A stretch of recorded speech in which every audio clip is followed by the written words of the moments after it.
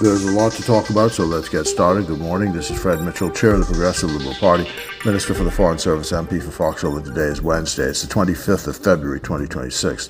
The Heads of Government meeting of CARICOM begins today in St. Kitts with a meeting of the heads. This is likely to be the first meeting at which the Prime Minister of Trinidad and Tobago, who has been an outspoken critic of CARICOM, will attend. So it should be an interesting meeting, as should the planned meeting be with the United States Secretary of State. I hope that PLPs and people of goodwill take the time to read the press release of the Minister for Energy, JoBeth Colby Davis, in response to the press statement on energy by the Leader of the Opposition, Michael Pintard. I think sometimes you do need a political response, but other times you require a detailed point-for-point response. At this juncture, Mr. Pintard's statement deserves a point-for-point answer, and his central attack was on the core public policy of the PLP, in which Michael Pintard firmly claims that the PLP is misrepresenting the reform effort on energy. Michael Pintard is wrong. I really hope you take the time to read the minister's statement. Mr. Pintard is wrong on the cost of the investments, wrong on the cost of power, wrong on the results of the public and does not seem to grasp the complexities of what has to be accomplished here over a short period of time in the face of a shortage of capital and legacy debts. I think by any measure that we have today a more reliable electricity supply. This is first and foremost what we want, reliable power. No nation can succeed if we do not get that right. That is what the PLP is accomplishing, fixing the grid, the poor state of the lines, replacing the old plant, getting rid of the rental units and the associated cost of that, looking toward a cheaper fuel mix. All of this takes time, but it's being done. From the detail of Mr. Pintard's statement, it is clear that the energy policy of the PLP has been a success. We hit a home run, and whoever he got to write his statement for him went to some professional people to ask them, how can we salvage this great PLP proposal and make it look like what it isn't? They are too clever by half.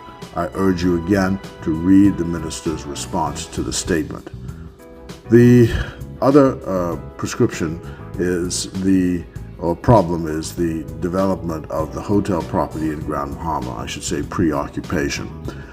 Let's all say this. We want this stuff to move more quickly, there's no question. But let's get this right. And when it starts, it'll stay and it'll stick.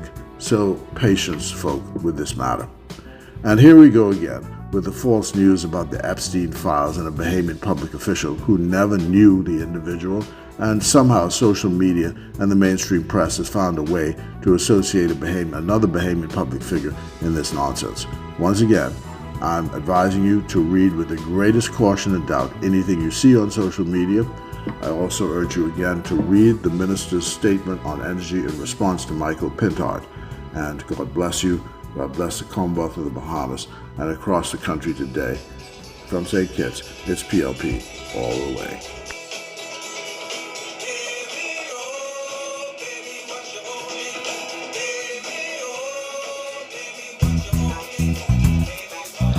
Thank you for tuning in to another episode of the Honorable Minister Fred Mitchell, coming to you every Mondays, Wednesdays, and Fridays, bringing it to you, no holds barred, minute by minute. Until next time, do enjoy your day.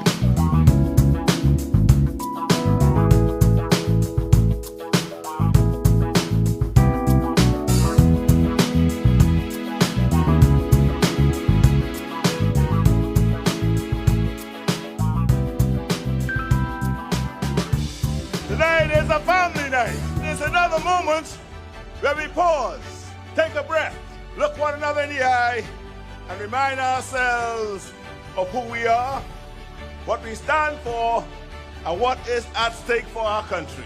Let me say clearly tonight, this is a team. This is not about one voice. This is about one direction. And that direction is forward. So tonight, I ask each of you to recommit to discipline, recommit to unity, recommit to purpose, recommit to one another. PLPs, we are on the road to victory.